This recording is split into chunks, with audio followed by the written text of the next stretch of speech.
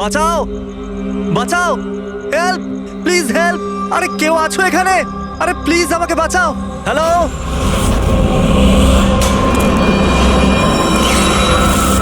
কেউ আছো এখানে? আরে কেউ তো বাঁচাও আমাকে। আরে কেউ কি শুনতে পাচ্ছো? আরে কেউ তো বাঁচাও আমাকে। আরে কেউ তো আমার আওয়াজ শুনছো? বাঁচাও।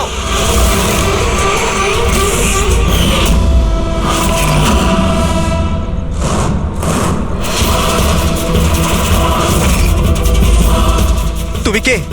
কি চাও তুমি?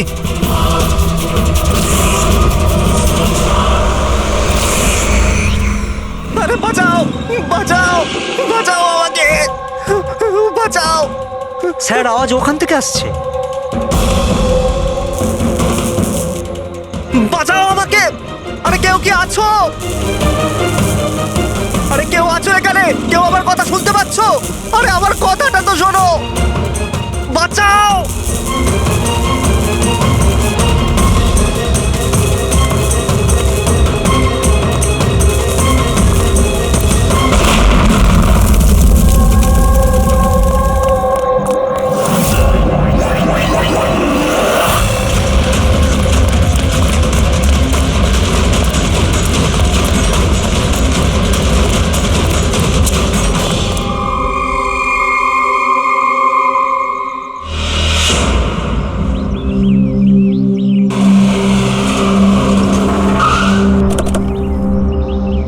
নমস্কার স্যার। নমস্কার স্যার। এটা বলো, যখন ব্লাস্ট হয়েছিল তখন কি তুমি এখানে ছিলে? ইয়ে স্যার, আমার সঙ্গে আরো একজন কনস্টেবল ছিল, হরনাথ। ওর প্রচন্ড আঘাত লেগেছে, এখনো হসপিটালে ভর্তি। তুমি এখানে পৌঁছলে কি করে? স্যার, আমরা নাইট ডিউটিতে ছিলাম, এখান দিয়ে যাচ্ছিলাম, তখনই একটা চিৎকার শুনতে পেলাম। আমরা ওকে দেখতে পাইনি। এখানে পৌঁছে আমরা কিছু করতে যাওয়ার আগেই বোম ব্লাস্ট হয়ে গেল।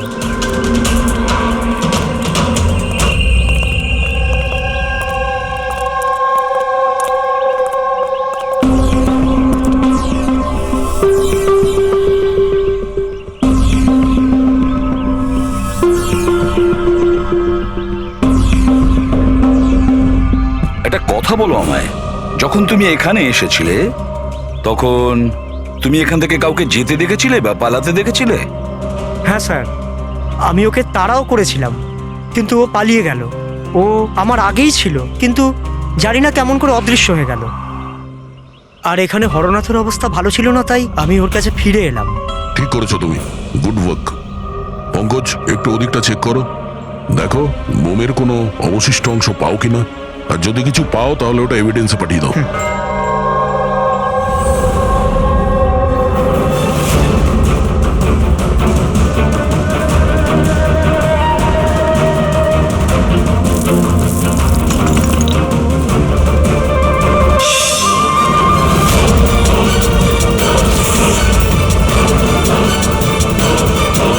স্যার,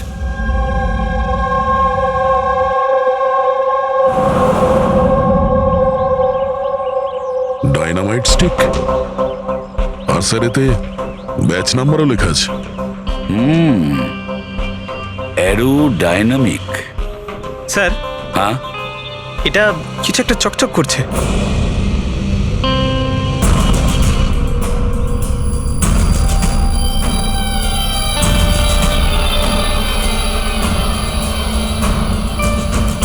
দেখি একটু।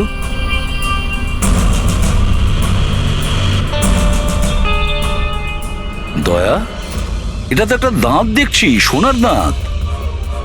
এক মিনিট, আচ্ছা একটু ম্যাগনিফাইং গ্লাসটা দাও তো।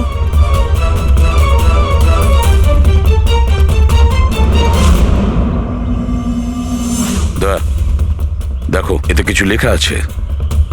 হ্যাঁ স্যার, NK লেখা আছে। এনকে?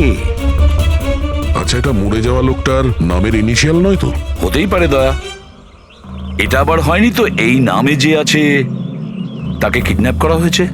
আর যদি কিডন্যাপ হয়ে থাকে স্যার, তো ওর বাড়ির লোক নিশ্চয়ই কোথাও না কোথাও কিডন্যাপ হওয়ার রিপোর্ট লেখাবে। হ্যাঁ, চেক করতে হবে, দেখতে হবে যে এই নামের কতজন ব্যক্তি নিখোঁজ হয়েছে।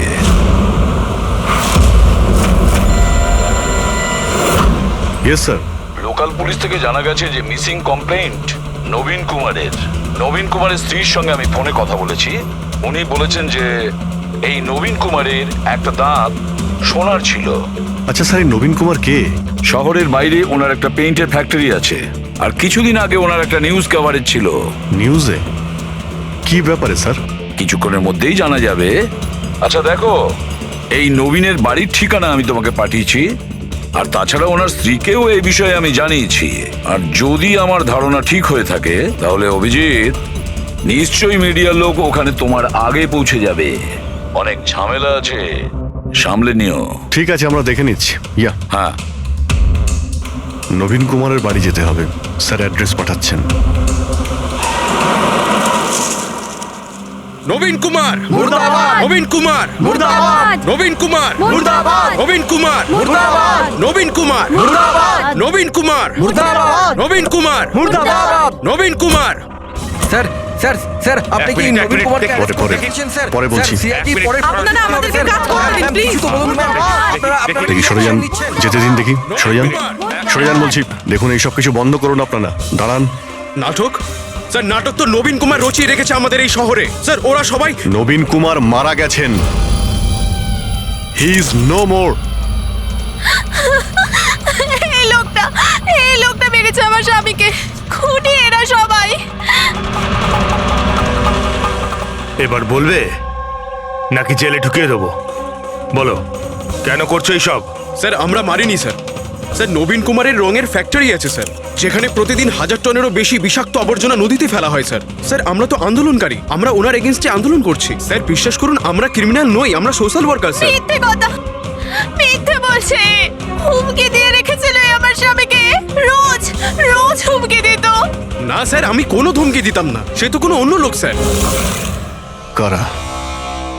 কাদের কথা বলছো? স্যার, ওরা সেই সব লোকগুলোই যারা সোশ্যাল সার্ভিসের নামে খারাপ কাজ করে, ল ইন অর্ডারের মিসইউজ করে স্যার।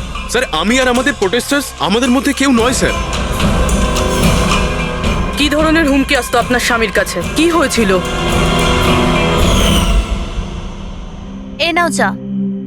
আরে বাহ, গরম গরম চা। আচ্ছা, ওই এনজিওটার কি হলো? ওই এনজিও তো বিরক্ত করে মারছে, ফ্যাক্টরিতে ওয়ার্কার্সদের কাজ করতে দিচ্ছে না। এখন তো জল অনেক দূর করেই গেছে, মনে হচ্ছে পুলিশকে ডাকতে হবে। শোনো, বাহ নবীন বাবু, আপনাদের মতো সৎ লোক আবার পুলিশদের কাছে যাচ্ছে নাকি? তুমি ভেতরে কি করে এলে? আপনাকে মনে করাতে এসেছি যে আপনি যেটা করছেন সেটা ভুল করছেন। এখনো সময় আছে, শুধরে যান। Shut up! বেশি তর্ক করো না, এখন এই ঘর থেকে বেরিয়ে যাও। I said get out! আর কোথায় কোথায় ঢুকতে দেবেন না, আর কাকে কাকে আটকাবেন। আমাদের মতো লোক আপনাদের মতো লোককে ভয় পায় না, বুঝতে পেরেছেন? আর কেন জানেন? কারণ আমরা আপনাদের মতো খারাপ কাজ করি না। আজ তো আমি আপনার ঘরে ঢুকেছি। যদি আপনি আপনার স্বার্থের জন্য অসহায় মানুষদের জীবন নিয়ে খেলা যদি বন্ধ না করেন, তাহলে আপনার ফ্যাক্টরিতেও ঢুকবো। তোমাদের মতো গুন্ডাদেরকে না আমি সিধে করতে পারি, আর এই ফালতু ধমকিগুলো না অন্য কাউকে গিয়ে দেবে। আমার যা করার আমি তাই করব, আর তোমার যা করার করে নাও। আমি ধমকে দিচ্ছি না, বোঝাচ্ছি।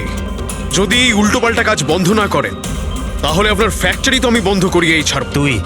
তুই আমার ফ্যাক্টরি বন্ধ করবি? হ্যাঁ, ফ্যাক্টরি বন্ধ করবি তুই আমার? শোনো, শোনো প্লিজ, প্লিজ তুমি শান্ত হও। আর আপনি ওকে বিরক্ত করা বন্ধ করুন। আপনি যান এখান থেকে প্লিজ।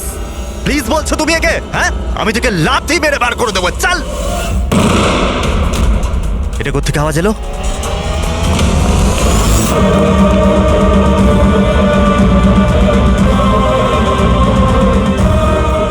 দেওয়ালে লেখা ছিল, শুধরে যাও নয়তো আর বাঁচবে না। আর শেষ পর্যন্ত মেরে ফেললো এরা নবীনকে। এই লোকটা মেরে ফেলেছে আমার স্বামীকে। বিশ্বাস করুন স্যার, আমি সত্যি বলছি, আমি কিচ্ছু করিনি স্যার। যে করেছে তাদের কথা স্যার, বলো। নিশ্চয়ই, কেন বলবো না স্যার। স্যার, ওনার জন্যই তো আজকে আমরা ফেসেছি স্যার। স্যার, আমরা প্রোটেস্টার, আমরা সোশ্যাল এনভায়রনমেন্টের জন্য প্রোটেস্ট করি স্যার। স্যার, ওরা অনেকটা নিচে নামতে পারে স্যার। চিনতে পারবে তাদের? নিশ্চয়ই, কেন নয়, কিন্তু আমাদের সেফটির কি স্যার? ওরা অনেক খারাপ লোক স্যার। ডোন্ট ওয়ারি, তোমার কিছু হবে না। শুধু নামেই সোশ্যাল ওয়ার্কার ওরা, ক্রিমিনালস ওরা তিনজনেই। ক্রিমিনাল? আর এটা তুমি কি করে জানলে? আমি কি, এটা সবাই জানে যে ওদের উপর কতগুলো কেস চলছে। সবসময় ওরা বেলেই বাইরে এসেছে স্যার। ওই মানুষটা নিজেকে পরিবেশের রক্ষাকর্তা বলে, নেচার গার্ডিয়ান। স্যার, সবার প্রথমে ওই দিন কর। নবীনের মতো লোকের সব জায়গায় শত্রুই থাকবে স্যার। ওই বলে না স্যার, যেমন কর্ম তেমন ফল। তার মানে হ্যাঁ? কি বলতে চাইছো তুমি? কত নিরীহ মানুষের জীবন নষ্ট করেছে ও। হতে পারে তাদের মধ্যে থেকে কেউ বদলা নিয়েছে। তাদের মধ্যে কেউ কেন,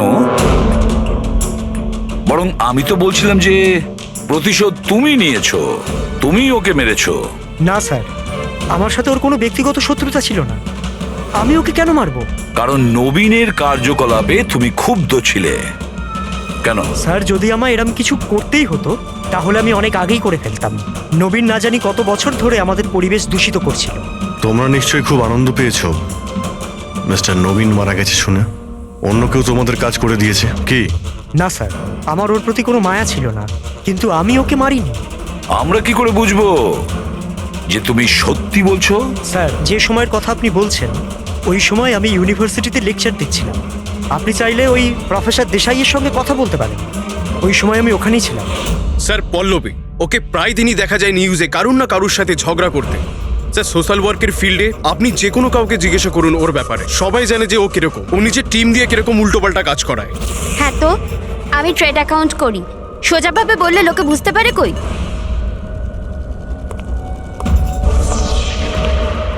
কিন্তু আমি সোজা পয়েন্টে আসছি। আমাদের মনে হয় তুমিই ওকে খুন করেছো। ম্যাম, আপনার এটা যদি মনে হয় তাহলে আপনার এবং আমার দুজনেরই টাইম ওয়েস্ট করছেন। ম্যাম, একটা কথা, আমি কোনো ক্রিমিনাল নই।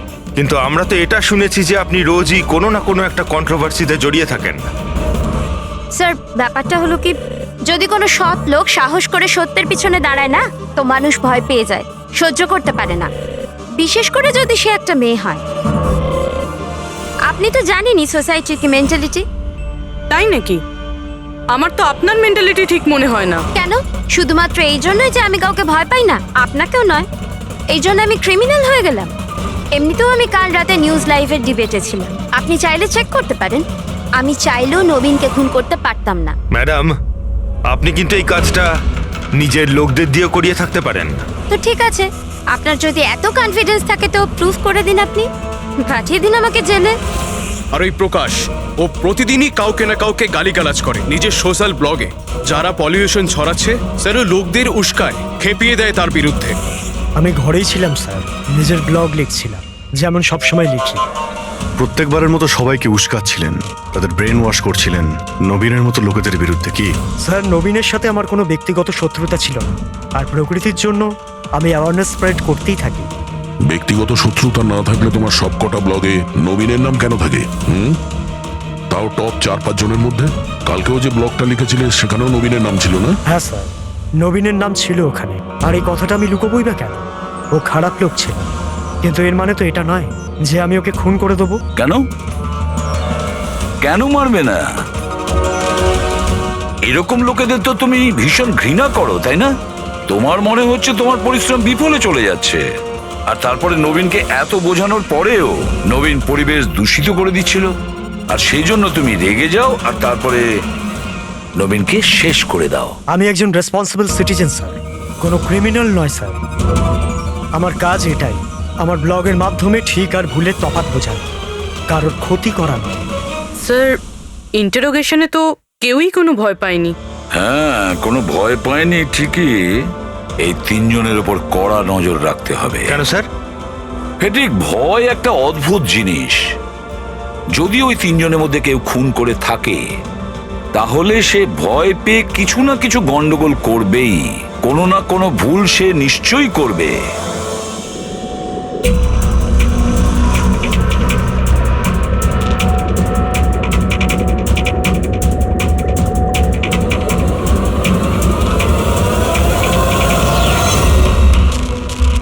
সারিকা,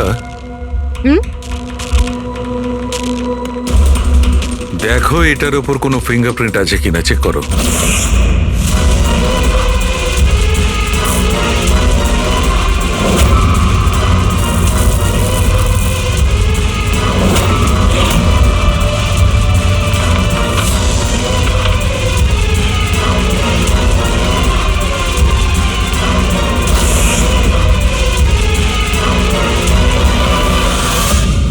স্যার, এটাতে তো কোনো ফিঙ্গারপ্রিন্টস নেই।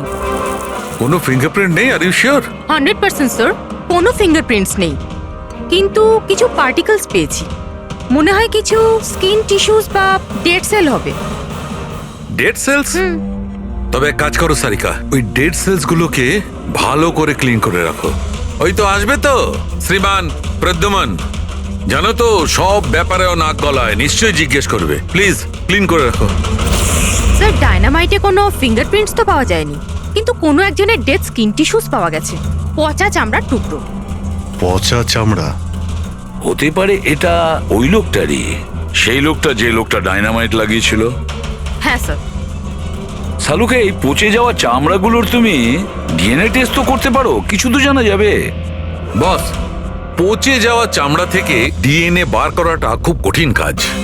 তোমাকে একটা কথা খুব জোর দিয়ে বলতে পারি, যে লোকটি এই ডায়নামাইটটাকে শেষবার ধরেছে ওর স্কিন ডিজিজ আছে, চামড়ার অসুখ, আর সেটাও খুব গুরুতর।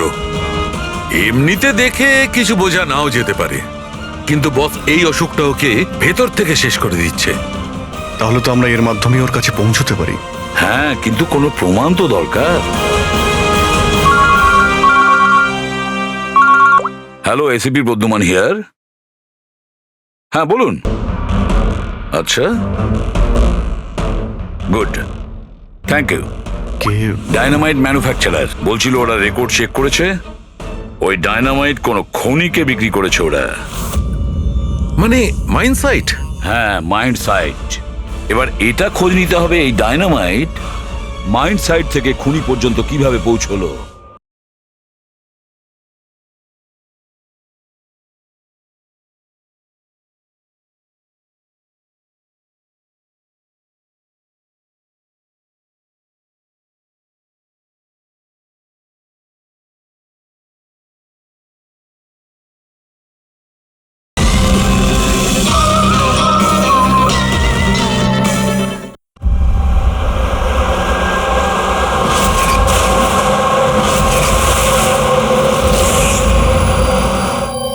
একটা ডাইনামাইট ওইদিকে লাগাও, ঠিক আছে? আর আরেকটা 50 মিটার দূরে ওইখানে লাগাও। হ্যাঁ স্যার। আর একটা ওইদিকেও লাগাতে পারো। আর আচ্ছা স্যার। একটা সোজা লাগাও ওইখানে, একদম 50 মিটার দূরে। আর এই 6 সেকেন্ড পরে ব্লাস্টগুলো হবে। ঠিক আছে স্যার। ওকে। আর কোথায় লাগানো যায়? ওইখানে মাঝখানে ফিট করা যাবে কি? এক্সকিউজ মি, আপনার নাম বিনীত? ইয়েস। আপনারা কারা? আপনি এই সাইটের ম্যানেজার? কিন্তু ব্যাপারটা কি বলুন তো? দেখুন বিনীত বাবু, যখন ম্যানুফ্যাকচারিং কোম্পানি থেকে ডায়নামাইট আপনাদের এখানে আসে, মানে এই সাইটে, মাইন্ড সাইটে, সেটার ইনচার্জ তো আপনিই হবেন, তাই না? ইনচার্জ তো আমি, কিন্তু কনসাইনমেন্টের পরে অপারেটর টিমও কিন্তু এটা হ্যান্ডেল করে। আমি এটা একা সামলাই না। আমরা জিজ্ঞেস করেছি আপনাকে যে ডায়নামাইট কে সামলায়। একটু এই ডায়নামাইট স্টিকটাকে দেখুন। আচ্ছা, ব্যাচ নাম্বার দেখে আপনি কি বলতে পারেন এই লটের বাকি ডায়নামাইট স্টিকগুলো কোথায় আছে? স্যার, এটা লাস্ট কনসেলমেন্টের মনে হচ্ছে, এখনো ব্যবহার হয়নি, গুদামে পড়ে আছে। চলো দেখাও। বিনীত, যখন ডায়নামাইটের কনসাইনমেন্ট এখানে আসে, সেটাকে চেক তুমি নিশ্চয়ই করো, তুমি তো ইনচার্জ, তাই না? হ্যাঁ হ্যাঁ হ্যাঁ, অফকোর্স স্যার। আচ্ছা, আপনার এই ব্যাচের কনসাইনমেন্ট নিয়ে কোনো গন্ডগোল মনে হচ্ছে? গন্ডগোল? না না, নর্মালি তো ছিল, যেরকম হয় আর কি। কিন্তু আপনি এটা জিজ্ঞেস করছেন কেন? নর্মাল আছে তো, যেমনটা থাকে। প্রতিটা বক্সে 10টা করে লেখা আছে স্যার। এটা খুলে দেখো তো কতগুলো আছে, গোনো।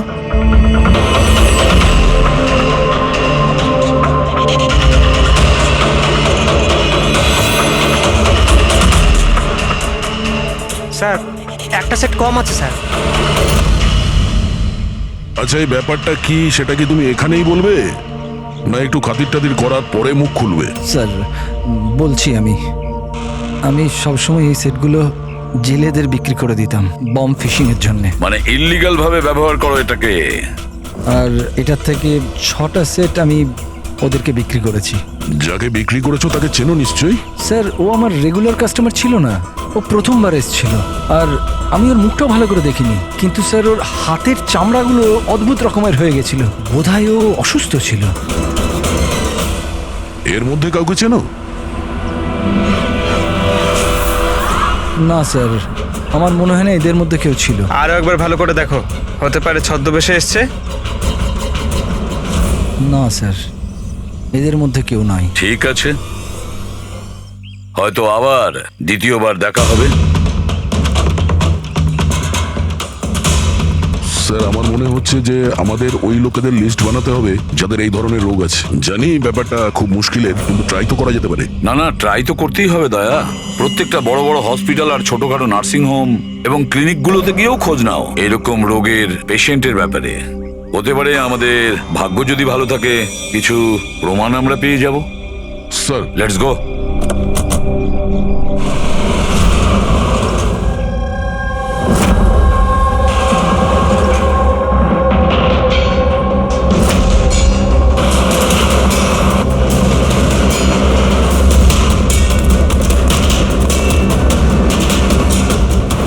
দেখুন, এই ধরনের অসুখ হাজার জনের মধ্যে একজনের হয়ে থাকে। বলতে পারেন এই ধরনের পেশেন্টের লিস্ট অনেক বড়। অনেক পেশেন্ট জানতেও পারে কিন্তু এর চিকিৎসা করায় না। এদের খোঁজা তো খুব মুশকিল। জানি, কিন্তু তবুও আমরা চেষ্টা করতে চাই। এই লোকটাকে পাওয়া আমাদের কাছে ভীষণ প্রয়োজন। দেখুন, আমি বুঝতে পারছি, কিন্তু এনভায়রনমেন্টাল ইনফেকশন কন্টিজিয়াস ডিজিজ, যেটা একটা মানুষের থেকে অন্য মানুষের মধ্যে ছড়িয়ে পড়ে, আর এটাকে সামলানো তো। এক মিনিট, কি বললেন আপনি? Environmental infection? হ্যাঁ, মানে আমাদের চারপাশের পরিবেশে হতে পারে এমন ইনফেকশন হাওয়া বা জল থেকে চারিদিকে ছড়িয়ে পড়ে। চলুন, আমি আপনাকে একটা পেশেন্ট দেখাবো। ছাড়ো আমাকে! কেন মারতে চাও আমাকে? ছেড়ে দাও আমাকে, যেতে দাও প্লিজ। দেখো, আমাকে যেতে দাও sir, please help me sir, help please, help sir, help.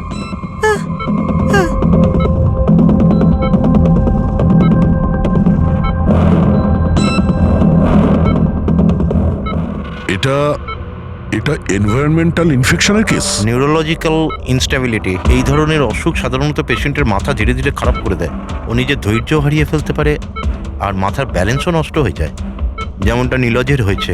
R physical condition, মানে আমি বলতে চাইছি এই ধরনের পেশেন্টরা কি খুব জোরে দৌড়তে পারে? হ্যাঁ, নর্মালি চলতে ফিরতে তো পারে, কিন্তু অসুখটা যদি অ্যাডভান্স স্টেজে চলে যায় তাহলে দৌড়ানোর পক্ষে সম্ভব নয়। কিন্তু স্যার, অ্যাডাভিন ইঞ্জেকশন দিলে শরীরে কিছুক্ষণের জন্য শক্তি আসে। হ্যাঁ, কিন্তু ওটা সাইড এফেক্ট যথেষ্ট। স্যার, অ্যাডারভিন ইঞ্জেকশন দেওয়া যথেষ্ট ঝুঁকিপূর্ণ। রিস্কি হতে পারে, কিন্তু এই অপরাধের মানসিক অবস্থা যে ধরনের, তাতে হতে পারে যে ওর সাইড এফেক্ট নাও হতে পারে। কিন্তু যদিও নীলজের মতো মেন্টালি আনস্টেবল হয়, তাহলে চিন্তা আপনাদেরকেই করতে হবে। তার মানে এটাই যে ও একটা খুন করে থাকলে দ্বিতীয়বারও খুন করতে পারে।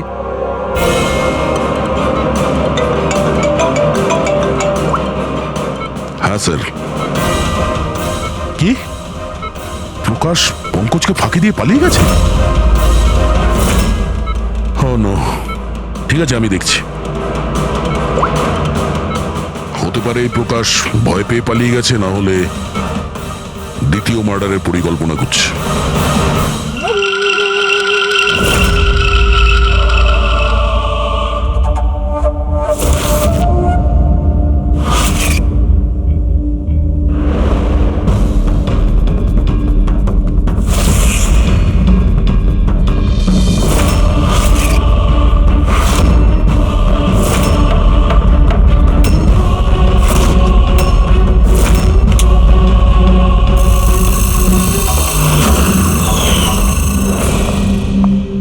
আরে বাবা, আজ তুমি তাড়াতাড়ি উঠে পড়লে। Good morning. এই রইলো তোমার চা, তাড়াতাড়ি খেয়ে নাও, নাহলে ঠান্ডা হয়ে যাবে।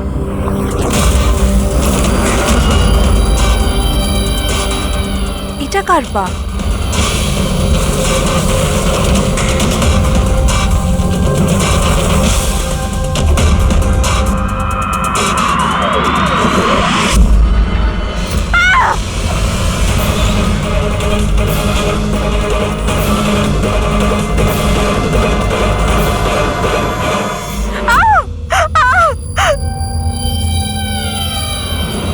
স্যার, আরও একটা মার্ডার। ওই ডক্টর ঠিকই বলেছিলেন, ওই খুনির মাথা খারাপ হয়ে গেছে, ওর মানসিক অবস্থা ঠিক নেই। স্যার, মনে হচ্ছে খুন করার একটা প্যাটার্ন বানিয়ে ফেলছে এই খুনি।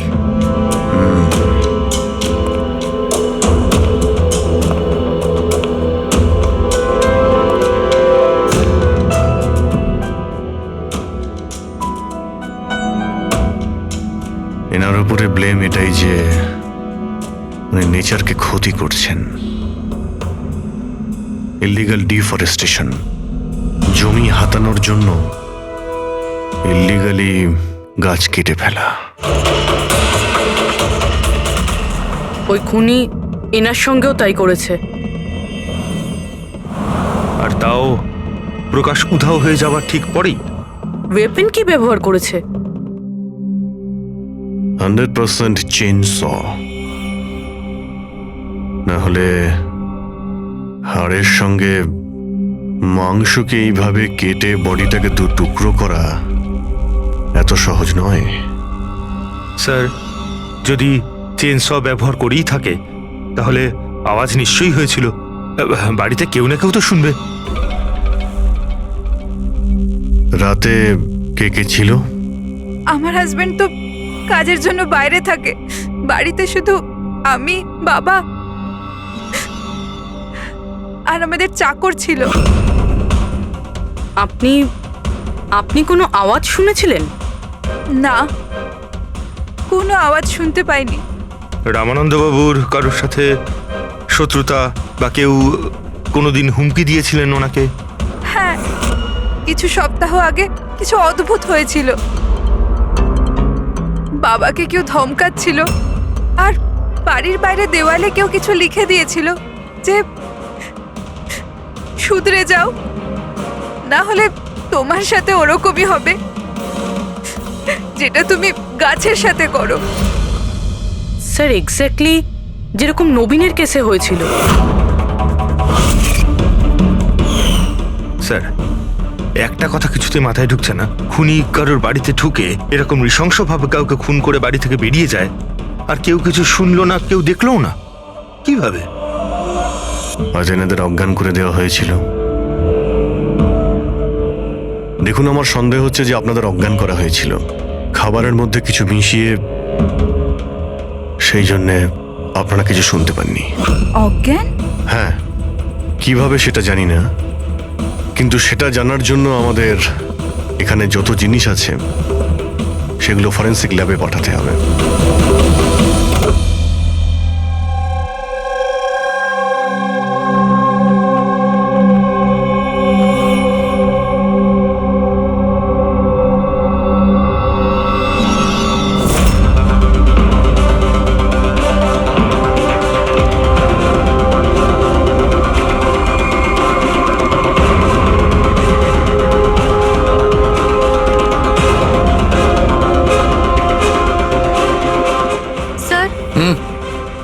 বাড়িতে যত রকম খাবার জিনিস ছিল চেক করে নিয়েছি, আর পানিও।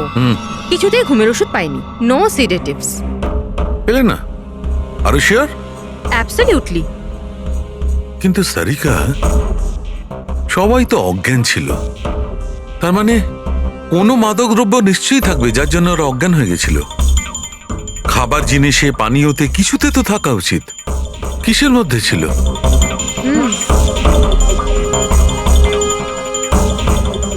হ্যাঁ, মাদক দ্রব্য ছিল। এই এসিটার মধ্যে। এসিতে? ইয়েস, এই এসিতে মাদকদ্রব্য মেশানো হয়েছিল, আর এর হাওয়াটা ঘরের মধ্যে ঢোকা মাত্র মাদকদ্রব্য ছড়িয়ে পড়ে আর সবাই অজ্ঞান হয়ে যায়। হ্যাঁ। Check it. ইয়েস।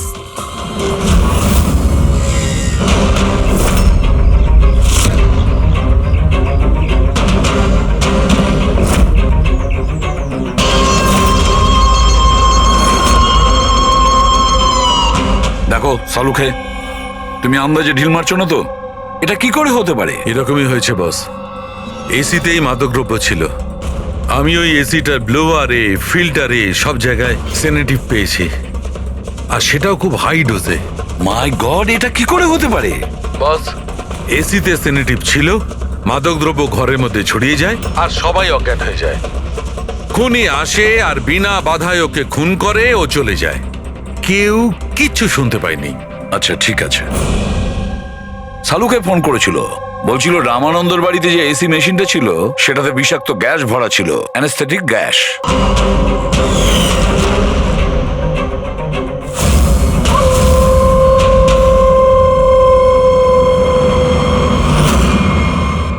অ্যানাস্থেশিয়া দিয়ে লোকেদের ট্রিটমেন্ট করা হয় শুনেছি। আরে তো এই খুনি তো দেখছি বেশ ধূর্ত। প্রকাশের ব্যাপারে কি জানতে পেরেছো? স্যার কিছু জানতে তো পারিনি, বাট আই এম শিওর পরের খুনের প্ল্যান করছে।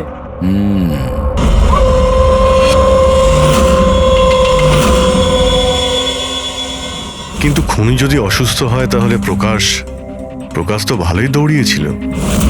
স্যার এমনটাও তো হতে পারে যে অন্য কাউকে দিয়ে এই খুনটা করিয়েছে। তাহলে ও পালিয়ে গেল কেন? এই শব্দটা কিসের? চলো তো।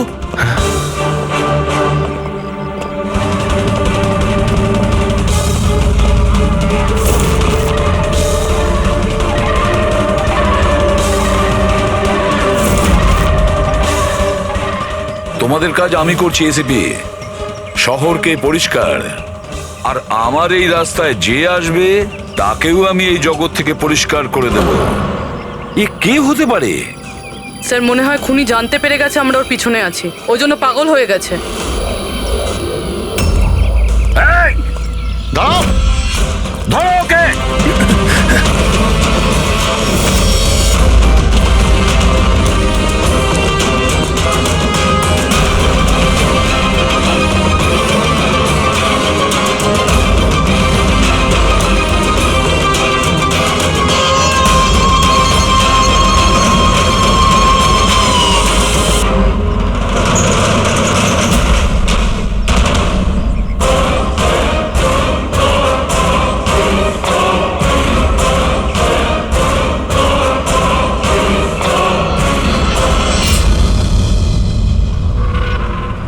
স্যার, সিআইডি থেকেই লিস্ট এসছে।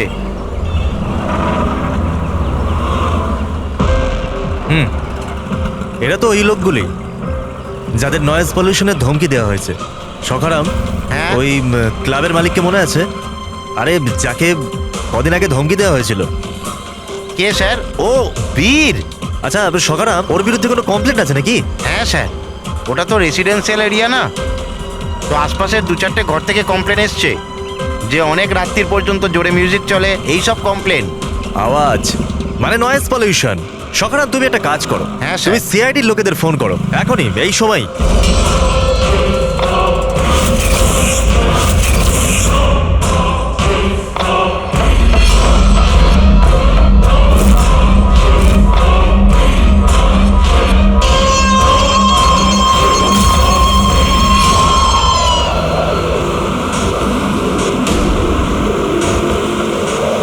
তাড়াতাড়ি করো অভিজিৎ, তাড়াতাড়ি। স্যার আমরা অন দা ওয়ে। ও নাইট ক্লাবের মালিক, ওর নাম বীর। কিন্তু স্যার ব্যাপারটা কি? দয়া, লোকাল ইন্সপেক্টর থেকে জানা গেছে বীরকেও একই রকম হুমকি দেওয়া হয়েছে, আর সেটাও শব্দ দূষণ করার জন্য। সরি স্যার, কিন্তু নয়েজ পলিউশন এটা একটু বেশি হয়ে গেল না? রবি, ওর মানসিক অবস্থা ঠিক নেই, এই খুনি যা খুশি করতে পারে। ডোন্ট ওয়ারি স্যার, ওই খুনি যদি ওখানে থাকে তাহলে এবারে আর আমাদের হাত থেকে বাঁচবে না স্যার। এই প্রকাশ কিন্তু এখনো নিখোঁজ, আর বীরের প্রাণ সংশয় রয়েছে। যে করেই হোক ওকে সুস্থ আর নিরাপদে আমাদের এখানে নিয়ে এসো।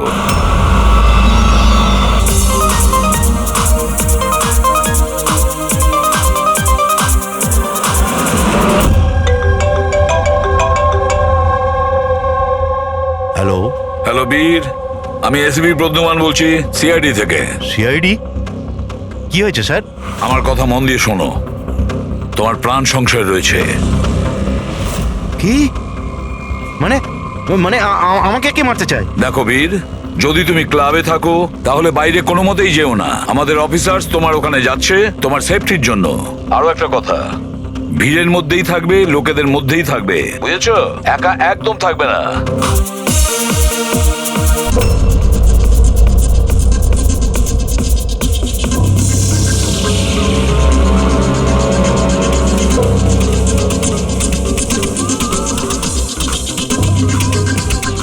দেখো, আমি আমার কেবিনে যাচ্ছি, ঠিক আছে? আর কাউকে ভেতরে আসতে দেবে না, বুঝেছো? কাউকেই ভেতরে আসতে দেবে না।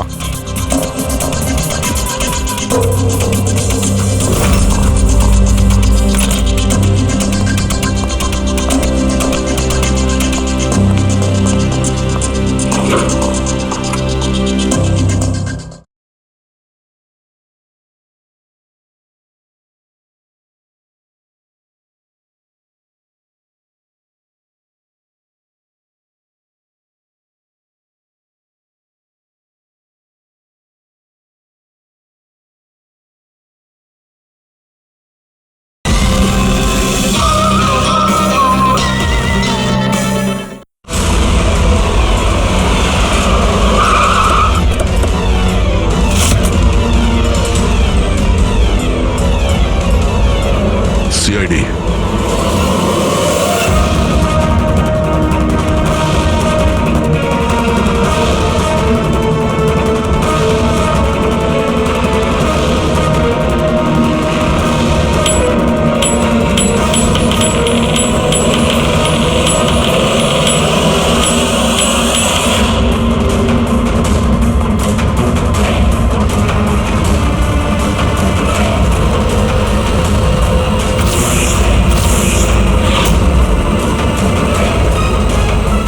এ ভাই শোনো, এদিকে এসো। হ্যাঁ স্যার। বীর কোথায়? স্যার উনি কারুর সাথে দেখা করতে চান না। আমরা সিআইডি থেকে আসছি। কোথায় ও? আসুন স্যার।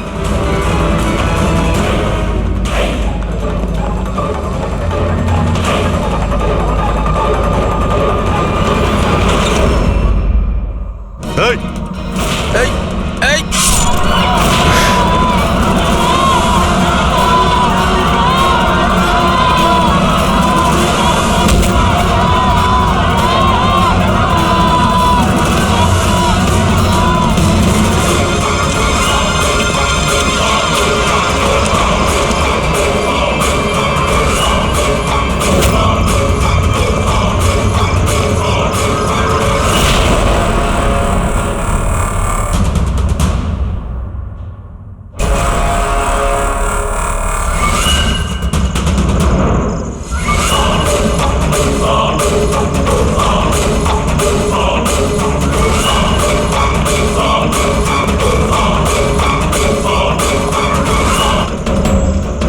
আরে গেল কোথায়?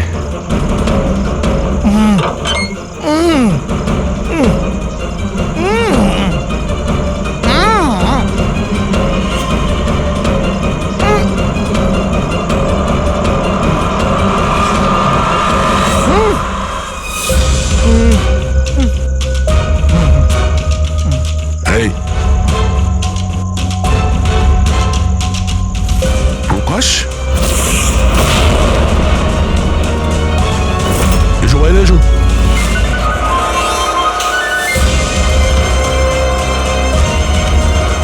তুমি এখানে কি করছিলে? হ্যাঁ, আমাদের হাত থেকে বাঁচার জন্য কি এইসব করছিলে? না অভিজিৎ, মনে তো হচ্ছে না। এর হাত পা বাঁধা ছিল, মনে হচ্ছে কেউ হাত পা বেঁধে ওকে এখানে ফেলে দিয়েছে।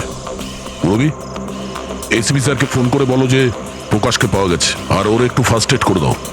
স্যার যাও। চলুন।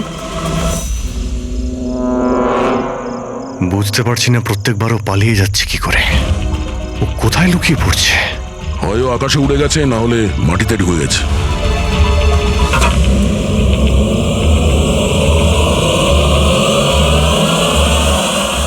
ও এখানেই আছে দয়া, এইখানে। কি? এইখানে।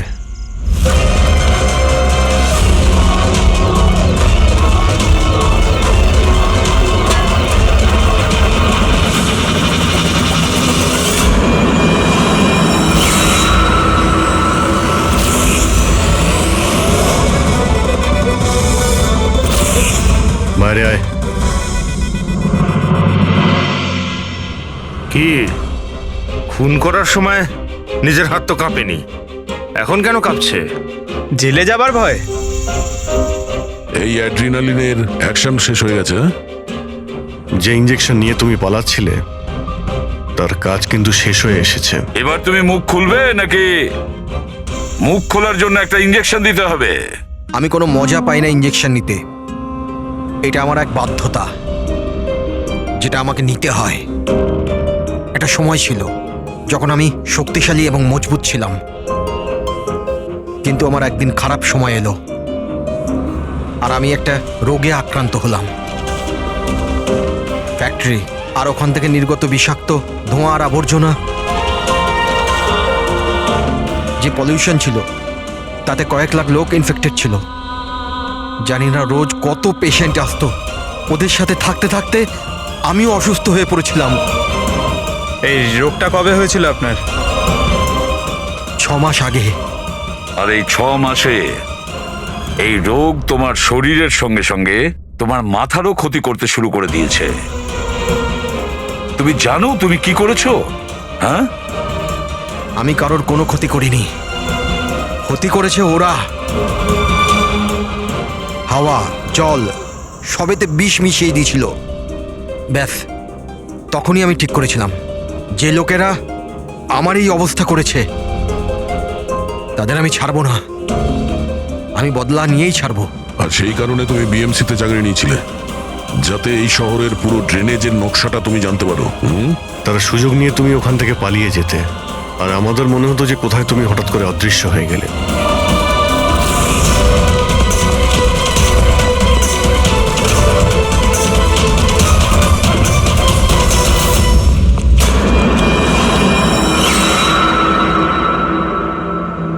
একটা কথা কিন্তু আমি এখনো বুঝিনি, প্রকাশ তোমার কি ক্ষতি করেছিল? হ্যাঁ, ওকে কেন কিডন্যাপ করলে? ওই রাতে ও ওখানেই ছিল, রামানন্দের বাড়ির বাইরে। ও ওর বাড়ি জ্বালাতে এসেছিল। ও কিছু করতো তার আগেই ও আমাকে দেখে নিয়েছিল ঘর থেকে বেরোনোর সময়। আর তুমি ওকে তারপর কিডন্যাপ করে নিলে যাতে ও কারোর সামনে মুখ না খোলে। হ্যাঁ, তুমি ওকে মারতেও পারতে, তাহলে ওকে ওকে তুমি মারলে না কেন? আমি বললাম না স্যার, আমার বদলা শুধুমাত্র ওদের সাথে ছিল, যারা আশেপাশের হাওয়া জলকে বিষাক্ত করে তুলেছিল। আমি তো শুধুমাত্র আমার সংসার বাঁচাচ্ছিলাম। আমি কোনো ছোটবেলা থেকে খুনি ছিলাম না। এই দায়িত্বটা তোমাকে কে দিয়েছিল? শোনো, তোমার এই প্রতিশোধের আগুনে এতগুলো লোকের প্রাণ গেছে। এই কাজটা তোমার একদমই করা উচিত হয়নি। খুব অন্যায় করেছো তুমি। আইন তোমাকে কোনোদিন ক্ষমা করবে না। কঠোর থেকে কঠোরতম শাস্তি হবে তোমার।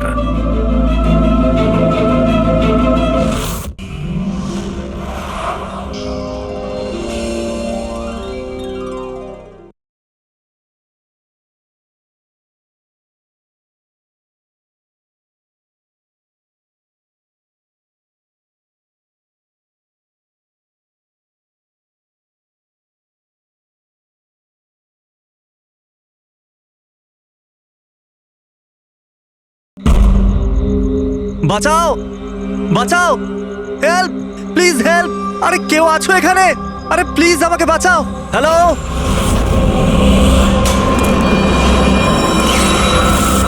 কেউ আছো এখানে? আরে কেউ তো বাঁচাও আমাকে। আরে কেউ কি শুনতে পাচ্ছো? আরে কেউ তো বাঁচাও আমাকে। আরে কেউ তো আমার আওয়াজ শুনছো? বাঁচাও।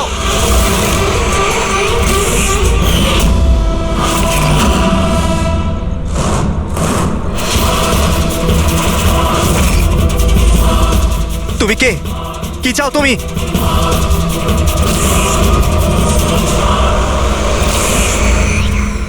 আরে বাঁচাও, বাঁচাও, বাঁচাও আমাকে, বাঁচাও। স্যার, আওয়াজ ওখান থেকে আসছে। বাঁচাও আমাকে। আরে কেউ কি আছো? আরে কেউ আছো এখানে? কেউ আমার কথা শুনতে পাচ্ছো? আরে আমার কথাটা তো শোনো। বাঁচাও।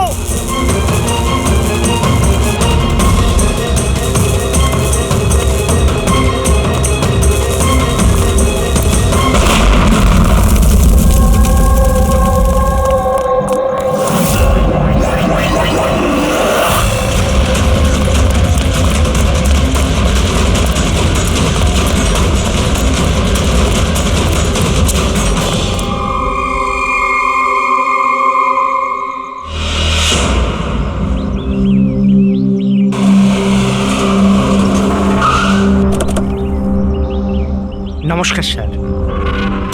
নমস্কার স্যার।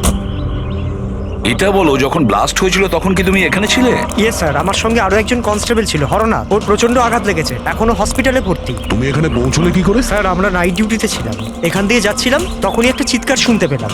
আমরা ওকে দেখতে পাইনি। এখানে পৌঁছে আমরা কিছু করতে যাওয়ার আগেই বোম ব্লাস্ট হয়ে গেল।